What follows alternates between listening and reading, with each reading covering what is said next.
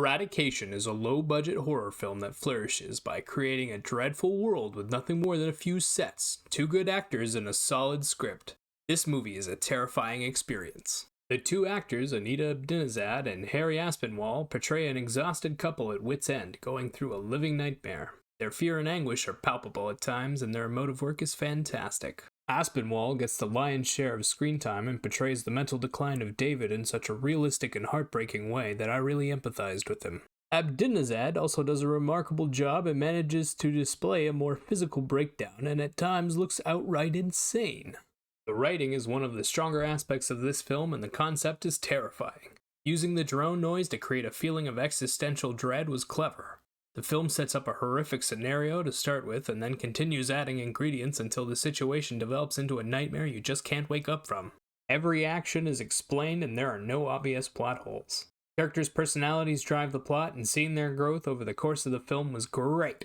Seeing where David started and where he ends up is a frightening prospect and instills in the audience the idea that this could happen to anyone.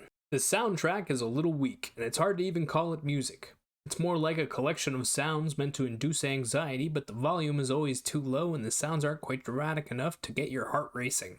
The film doesn't rely heavily on music, but instead uses silence to create a feeling of isolation. On top of the silence, we hear a lot of creepy and disturbing noises that conjure all kinds of images. I especially loved the clicking noise, and the drones humming. Both were incredibly well used and made my skin crawl. The camera work is smooth and the emotional close-ups are detailed, but the effects and sets are somewhat lacking. It's hard not to notice how cheap they look. They often resort to hiding the effects in shadows or only doing them once. For example, the infected are well designed but only make 2 appearances on screen.